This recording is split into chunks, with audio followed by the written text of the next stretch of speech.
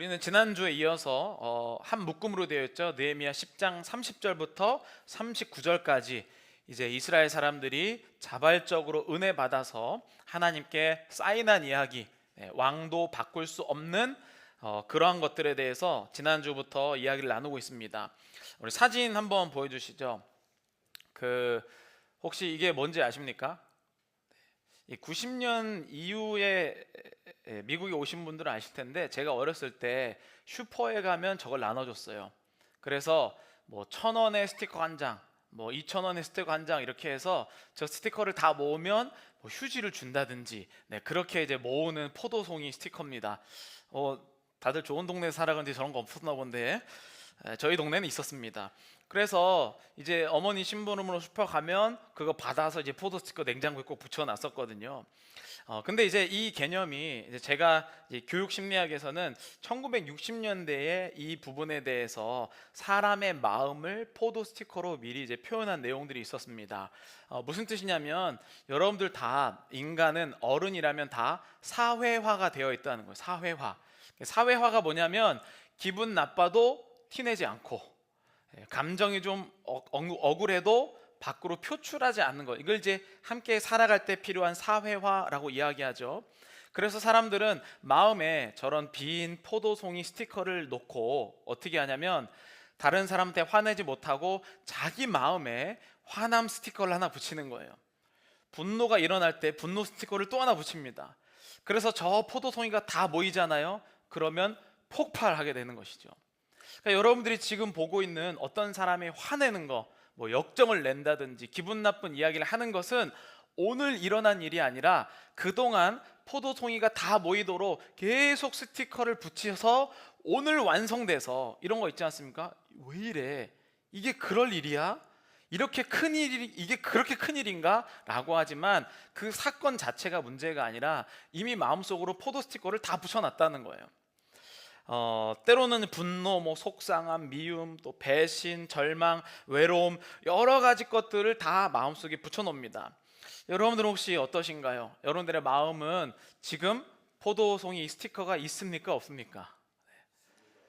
겉으로는 멀쩡해 보이지만 수많은 사람들이 이미 그 마음속에 예배를 드리는 중간에도 그 마음속에 이 포도 스티커를 가지고 있어요. 그러면서 이 섭섭한 마음들을 계속해서 자기 마음에 찍으려고 노력을 하고 있습니다. 그래서 성경은 안식의 개념에서 이렇게 표현합니다. 시편 37편 5절과 베드로전서 5장 7절 함께 읽겠습니다. 내 길을 여호와께 맡기라. 그를 의지하며 그가 이루시고, 또 베드로전서 5장 7절입니다. 너의 염려를 다 주께 맡기라. 이는 그가 너희를 돌보심이라. 아멘. 그러니까 스티커를 내 마음에 붙이지 말고 주님한테 붙이라는 뜻이에요. 맡기라는 뜻입니다. 구약에서는요, 안식일을 지키는 것을 율법으로 생각했습니다. 그래서 주일날 안식일을 안 지키면 법으로 처형을 할 수가 있었죠. 손해 볼 수가 있었습니다. 그런데 그건 구약의 율법이고요, 우리가 뉴 테스트먼트, 이 신약으로 옮겨오면서 주님의 날을 지키는 것은 율법적으로 강제가 없습니다. 여러분들이 주일 성수 안 한다고 여기 교회에서 이제 막 앞으로 나오세요, 그래서 지난주 안 나온 사람 다 앞으로 나오셔서 막 곤장을 때리거나 이런 일은 없잖아요, 그렇죠? 이런 일은 없습니다. 신약으로 옮기게 되면 주일 성수는 강제가 아니라 그 대신 한 질문을 던지고 있어요. 우리 함께 이 질문 읽어보도록 하겠습니다. 당신은 언제 가장 기쁩니까? 곤장 때리는 게 아니고 여러분들이 주일을 정말 애타고 기쁘게 기다리라는 거예요. 그게 바로 안식하는 자 아니겠습니까? 기쁘면요, 내 마음이 너무 기쁨으로 가득 차 있으면 문제가 안 보입니다. 내가 예수님으로 가득 차 있다는 말은 문제를 해결해 주시겠다라는 의미도 있겠지만, 진짜 의미는요, 너무 기쁘면 상처 난 줄도 모르며 다시 회복되는 일들이 반복되기 시작한다는 거예요. 그래서 주일날에는요, 우리가 정말 이 자리가 밤잠을 못 이루면서 하나님을 기뻐하는 것을 기다리도록 여러분들의 관점이 바뀌기를 간절히 축복합니다. 주일 성수 어긴다고 죽지 않아요. 다만 영혼이 죽어가고 있는 것이죠. 그렇다면 어떻게 이스라엘 백성들이 안식일을 섬기는 것을 몰랐을까? 그렇지 않다는 거예요. 자, 여러분도 지금 이제 말씀을 들었습니다. 이제 내가 주일날에 예수님을 가장 기뻐하겠다. 모든 염려와 근심을 주님께로 내려놓겠다. 자, 이제 다 아신 거예요. 머릿속으로 다 이해하셨습니다. 자, 그럼 지금부터 여러분들의 삶에 근심과 걱정이 없어집니다. 이렇게 되나요? 이게 안 된다는 거예요. 여기 몰라서 근심과 걱정을 내려놓지 않는 것이 아니라 지금 뭔가 내 삶이 계속 무너지고 있음에도 불구하고 그냥 계속 그대로 흘러갈 수밖에 없는 현실의 문제에 있습니다. 그래서 이 느헤미야 시대의 이스라엘 백성들이 어떻게 이것을 회복하기를 원했냐면, 가장 첫 번째는 가정, 결혼에 대해서 얘기했고, 두 번째는 나의 마음과 모든 것을 주님께 드리는 안식에 대해서 표현했고요, 세 번째는 이거를 지키면 나의 마음을 지킬 수 있겠다라고 하는 게 바로 39절이 결론입니다. 우리 함께 39절 마지막 읽어보겠습니다. 시작. 우리가 우리 절여두지 아니하리라. 아멘. 여러분, 하나님의 전을 버려두지 않는다는 것, 무슨 뜻이냐면, 성전 있죠. 하나님의 지존자가 거하는 것을 거룩할 성자와 지존자를 할 때 전자를 씁니다. 그래서 하나님이 거하시는 그 성전을 버려주지 않는다는 뜻은 계속해서 예배와 제사가 활발하게 일어나도록 그곳을 주목하여 보겠다라는 뜻이에요. 우리가 비록 직장에 있지만, 비록 더 멀리 떨어져 있지만, 항상 우리의 마음은 하나님의 전을 향하여 우리가 계속 고정하겠다라는 뜻입니다. 저는 20대 때는요, 교회를 다니는 사람들로부터 조금 상처를 받았어요. 그냥 뭐 말이라든지 행실에 대한 평가들. 30대 때는 아예 교회로부터 상처를 받았어요. 그러니까 저는 이제 교회가 좀 밉고 교회가 별로 좋지 않았는데, 그런데 또 다른 점은 뭐냐면, 제가 교회로부터 또 회복을 받았다는 거예요. 이 교회 하나가 신실한 예배를 계속 지킨다는 건 사실 쉽지 않습니다. 어떻게 1년에 주일만 52주고 금요일 하면 104번이고 새벽 예배 다 피어나면 거의 250번의 예배를 드리는데, 모든 예배가 다 살아있는 예배처럼 우리가 느낄 수가 있겠습니까? 그런데 그것을 할 수 있도록 계속 주목하여 보라는 거예요. 왜 그러냐면, 여러분들의 신앙 상태는요, 항상 계속 똑같이 가는 게 아니라 팍 내려갔다가 팍 올라갔다가 이렇게 삽니다. 인간의 마음이란 보통 그래요. 그래서 그게 목회자든 뭐 장로님이든 뭐 그 누가 와도 우리의 신앙은요, 똑같이 있는 게 아니라 내려갔다 올라갔다 반복한다는 거예요. 그럼 어떻게 우리가 다시 회복될 수 있냐면, 좋은 예배 공동체가 있으면 우리가 다시 살려질 수 있다는 거예요. 제가 예전에 교회 다녔을 때 이 스티커를 마음속에 얼마나 많이 붙이고 다녔는지 몰라요. 그래서 내가 참자. 왜냐하면 내 가치에 맞는 사람이 교회에 없어요. 그렇지 않습니까? 이거는 맞는 것 같은데 또 안 맞고, 또 요거는 맞는 것 같은데 또 안 맞고, 그때마다 나는 내 마음속에 스티커를 붙였어요. 내가 참자. 믿음의 은혜로 참자. 여러분, 인간은요, 참을 수 있는 것이 없습니다. 그게 사람이에요. 언제까지 참을 수 있을 것 같으세요? 다만 눈에 보이지 않게 마음에 붙이고 있는 중이죠. 그거 10번 여러분 앞에 똑같은 일 해보세요. 참을 수 있는 사람이 누가 있겠습니까? 그러니까 우리 인간이란 이 죄인은요, 내가 참는 게 아니라 결국엔 참은 척 하다가 그것이 터져버려서 모든 사람과 관계가 깨어지는 그런 존재일 수밖에 없다는 거예요. 그래서 봤더니요, 제가 나와 똑같은, 나 같은 사람을 찾아다녔다는 것을 깨달았어요. 이거 신학적으로 엄청 잘못된 겁니다. 교회는요, 나와 다른 사람이 있어야 정상이죠. 아니, 예수님이 머리고 다 손발이고 뭐 다 다른 지체라면서요. 어떻게 팔이 10개냐고요? 어떻게 다리가 10개겠습니까? 나와 똑같은 사람을 찾는다는 것은 바로 이렇게 생각하는 거잖아요. 그러니까 교회는 반드시 나와 정반대에 있는 사람이 예수님의 가치로 어떻게 하나가 되어가는지, 예수 그리스도의 보혈이 흘렀을 때 저 반대의 사람도 와, 예수로 하나 될 수 있구나. 그러니 교회는요, 문제가 있어야 정상이죠. 스트러글, 세상에서는 문제가 해결이 목적이지만 우리는 문제가 있을 때 기뻐할 줄 아느냐가 우리의 목적입니다. 이 지금 느헤미야의 시대의 사람들이요, 자기의 가치에 빠졌다는 거예요. 안식일 지켰거든요. 이들 최대한 노력했습니다. 근데 자기가 좋아하는 것만 지키고 자기의 가치가 맞는 사람만 만나고 이렇게 했다는 거예요.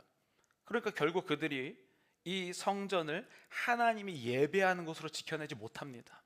거기부터 이들의 타락이 시작됐어요.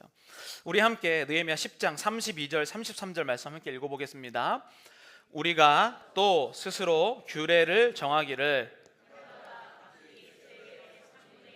수납하여 하나님의 전을 위하여 쓰게 하되 곧 진설병과 항상 드리는 소제와 항상 드리는 번제와 안식일과 초하루와 정한 절기에 쓸 것과 성물과 이스라엘을 위하는 속죄제와 우리 하나님의 전에 모든 일을 위하여 쓰게 하였고. 여러분 지금 느헤미야 이 10장 32절부터 39절은요 새로 막 발견해낸 게 아닙니다. 이미 지금 느헤미야 기준으로 1600년 전에 1000년 전쯤에 이 모세가 받을 때, 이 율법을 받을 때 이미 나와 있는 내용이었어요. 막 새로 받은 게 아닙니다. 그런데 이들의 마음의 가치가 어디 있었냐면 하는 것에 있었다는 거예요. 율법 지키면 되겠구나. 그러나 여러분 우리가 신약에 와서 명확하게 알게 되죠. 지킨다고 변하지 않습니다. 더 사람이요 표독스러워져요. 기뻐하는 마음이 없이 주일 성수하고 기뻐하는 마음 없이 봉사한 사람은요 아주 독한 사람입니다. 독한 사람. 그만큼 자기의 의지를 하나님 앞에 내세우기 때문이에요. 차라리 그냥 조금 인성이 못나서 하나님 앞에 좀 맞으면, 그렇죠? 좀 안 좋은 일이 생기거나 조금 실패하면요 그 사람이 돌아오거든요. 그런데 너무 착한 사람은요 은혜가 되지 않고 기쁘지도 않으면서 그런 척하면서 살아가요. 그 느헤미야 백성들이 여기까지 왔습니다. 그런데 그들이 내가 하나님께 사랑하지 않는 마음으로 드렸던 모든 제사를, 예배를 위한 모든 행위들을요 지금 완전히 바꿔놓고 있는 거예요. 그런데 여기 보면요 세겔의 3분의 1, 그러니까 성전에 대한 텍스를 내는 겁니다. 성전에 대한 텍스를 내는데 원래 율법에는 반세겔인데 3분의 1세겔로 줍니다. 왜 줄었냐면 지금 페르시아에 망한 상태이기 때문에 페르시아에 대한 텍스가 엄청나게 많았어요. 그러니까 이들이 낼 수가 없는 상황에 이 되게 유연하게 오히려 세금을 깎아주고 나중에 다시 반세겔로 돌아옵니다. 이것이 해결되고 난 다음에. 그러니까 결국에는 이 우리가 모든 것은 하나님을 기뻐하는 것에 있지 율법 자체를 지키는 것보다 훨씬 기쁨이 중요하다는 거예요. 진설병, 이 여러분 예전에 성막이라는 것을 다룰 때 이 12개의 진설병이 있었죠. 그래서 각 지파를 의미하고 매일매일 신선한 것으로 바꿔야 됩니다. 그런데 예배가 중요하지 않으니까 그냥 모양 그대로 있으니까 매일매일 안 바꾸는 거예요. 제사를 드릴 때는 이것을 날마다 그 지파 안에 새로운, 나중에 예수 그리스도로 설명되는 이 진설병이 이게 새로움으로 오는 게 아니라 그냥 모양이 괜찮으니까 그냥 두는 거예요. 먼지가 풀풀 쌓이는데도 그것을 매일매일 드리겠다. 소제, 번제, 초하루 정한 절기에 쓸 모든 물건들, 속죄제, 이 모든 물건들을 우리가 항시 준비하도록 우리의 삶의 포커스를 거기로 맞추겠다라고 표현하고 있는 거죠. 우리 34절 함께 읽어보겠습니다. 또 우리 제사장들과 레위 사람들과 각기 종족대로 정한 시기에 나무를 우리 하나님의 전에 바쳐 율법에 기록한 대로 우리 하나님 여호와의 제단에 사르게 하였고. 이건 역시 새로운 게 아니에요. 왜냐하면 매번 제사를 드려야 되는 게 바로 성전이잖아요. 그럼 제사를 드리려면 불이 필요합니다. 그런데 무슨 뜻이냐면 제사를 드리는데 불을 태울 장작이 없어서 불을 못 냈다는 거예요. 불이 꺼졌다는 거예요. 원래 율법으로 봤더니 정한 사람들이 계속해서 돌아가면서 순서대로 이 나무를 구해다가 항상 제단에 불이 꺼지지 않도록 해야 되는데 지금 이 사람들이 봤더니요 이스라엘이 나무 구하기 어렵거든요. 이스라엘 나무, 그러니까 매일 드리는 그 나무를 구하려면요 자기의 일반 날 중에 하루 이틀을 빼서 나무를 구하는데 온전히 쏟아야지만 나무를 드릴 수가 있었던 거예요. 근데 사람들이 의미론으로 바뀌잖아요. 의미론으로 바꾸면 그냥 마음을 받으시면 되지, 이렇게 바뀌는 거죠. 그런데 이들이 그것 때문에 오히려 내가 신앙을 지키지 못했다는 것을 깨닫고 이들이 시간을 내어서 나무를 구해 왔다는 거예요. 여러분, 우리의 예배가 절대 꺼지지 않기를 간절히 축복합니다. 코비드 때요, 많은 교회들이 그 금요 기도회, 수요 기도회를 온라인이나 이것으로 바꿨어요. 그렇죠? 근데 뭐 큰 교회도 그렇긴 하지만 대부분의 교회들이요, 다시 그것을 주중에 나와서 예배를 드리려고 하니까 안 나온대요. 안 나온대요. 이미 꺼진 불은요 못 나옵니다. 그런데 저희 교회는 그렇지 않잖아요, 그렇죠? 그리고 더 나와야 된다는 소리입니다. 금요일 날 이때 최소한 일주일에 2번 나와서 제단의 나무에 이 불이 꺼지지 않도록 하는 것은요, 나 자신을 위한 것, 그리고 교회를 위한 것, 하나님의 나라를 위한 모든 일임을 여러분을 깨달으시길 바랍니다. 그리고 나서 이 사람들이요, 아주 중요한 개념이 나와요. 교회에서 우리가 뭐 11조를 하고 뭐 여러 가지 첫 번째 것을 드리는 개념에 대해서 35절부터 쭉 설명합니다. 맛 열매, 맛 아들, 맛 뭐 이런 것들로 계속 이야기하는데, 그 이유가 무엇이냐? 성경은요, 오늘 이 말씀의 제목처럼요, 이 모든 것을 페이백 형태로 설명하고 있어요. 페이백. 자, 느헤미야 10장 36절 함께 읽어보도록 하겠습니다. 10장 36절. 또 우리의 아들들과 가축의 처음 난 것과 소와 양의 처음 난 것을 율법에 기록된 대로 우리 하나님의 전으로 가져다가 우리 하나님의 전에서 섬기는 제사장들에게 주고. 무슨 말이냐면, 여러분 여기 기도할 때 우리 매 주일날 얘기하거든요. 주여 외치시고 기도합시다. 네.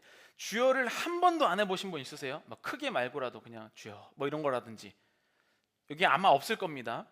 주여는요 무슨 뜻인가요? 주여 무슨 뜻이에요? 영어로 뭐예요? Lord이잖아요, 그렇죠?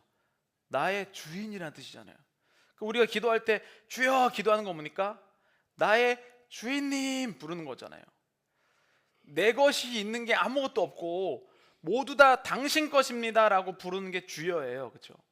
근데 주여 기도를 대한민국에서만 부른다는 거 알고 계십니까? 이 90년 후반에서 2000 초반까지 미국 교회는 내려가고 한국 교회가 막 부흥할 때였어요. 그때 수많은 이 신학자들이나 목회자들이요, 한국 교회한테 부흥의 비결을 물어봐요. 그래서 한국 목회자들이 뭐라고 얘기냐면, 우리의 비결은 주여 프레이어다 이렇게 얘기해요. 주여 프레이어다.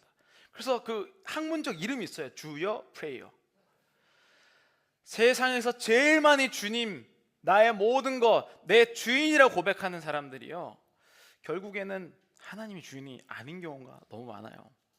성경의 개념은 뭐냐면 다 하나님 거잖아요. 내 생명이, 여러분들 지금 뭐 돈이 얼마 있든지 건강이 어떻든지 뭐 자식이 몇 명이 있든지 이거 다 소용없이 그냥 하나님이 멈추면 아무것도 아닌 것들입니다.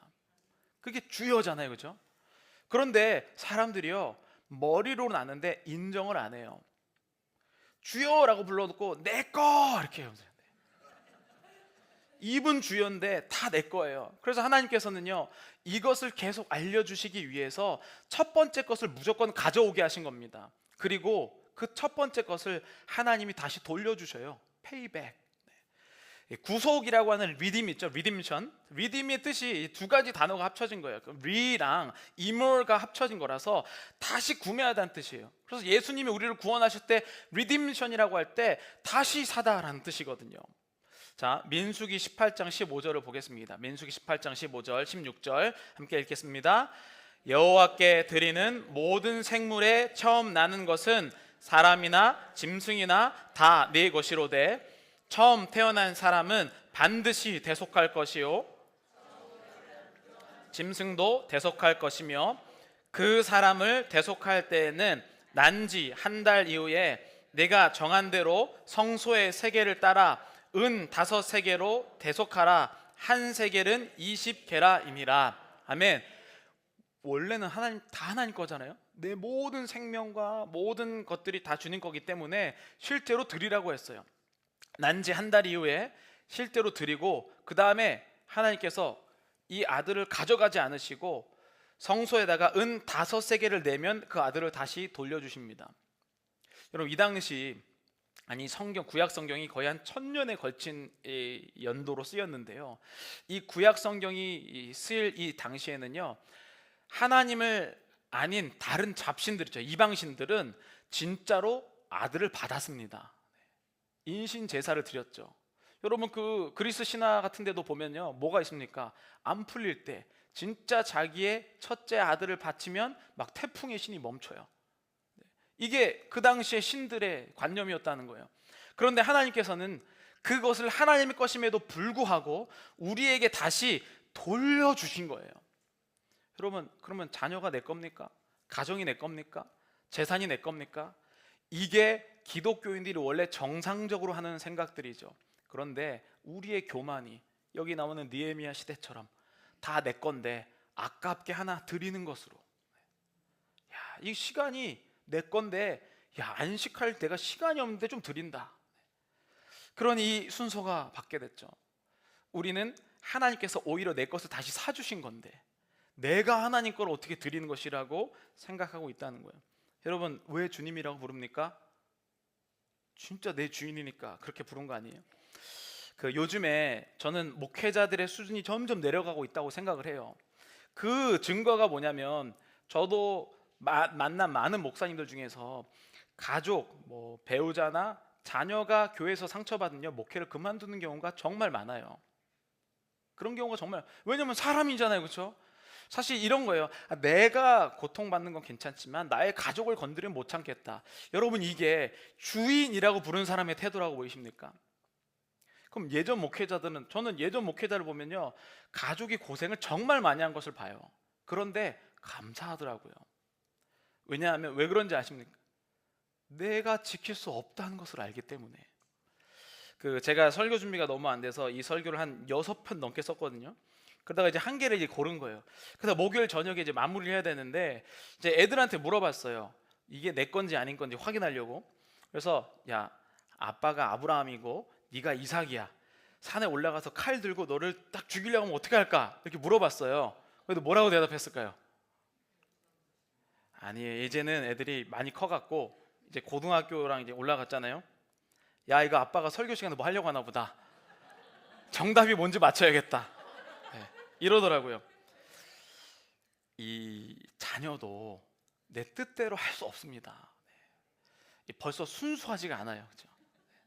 그러니까 여러분, 우리가 뭘 지킬 수가 있다고 생각하세요? 돈이요? 자녀요? 건강이요? 나의 삶이요? 하나님이 허락하지 않으면 내 것이 하나도 없습니다. 성경은 명확하게 밝히죠. 그래서 제가 이렇게 정리해서 우리 함께 이 문장 읽어보도록 하겠습니다. 다시 사다 투 바이백이에요. 함께 읽겠습니다. 하나님 것이라고 선포하는 순간 나보다 하나님께서 그들을 더 아끼십니다. 내가 아끼는 것보다 훨씬 더 지혜롭고 훌륭한 방법으로 그들을 지키시고 채우십니다. 우리가 할 수 있는 게 없는데 마치 내 것인 것처럼, 내가 할 것처럼 지키다 보면 하나님을 결코 사랑할 수 없습니다. 민수기 3장 12절에 우리 함께 읽겠습니다.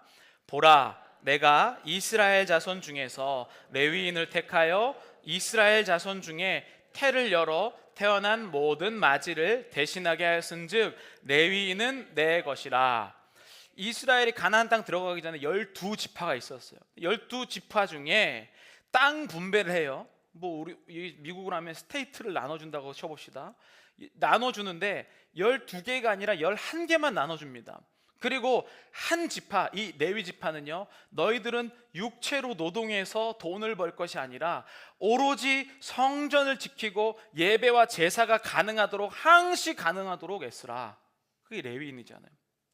그래서 이 모든 다른 11지파들 중에서 11조를 내어 레위인들이 일하지 않고 하나님을 마음껏 예배를 드릴 수 있도록 섬기라 라고 이야기합니다.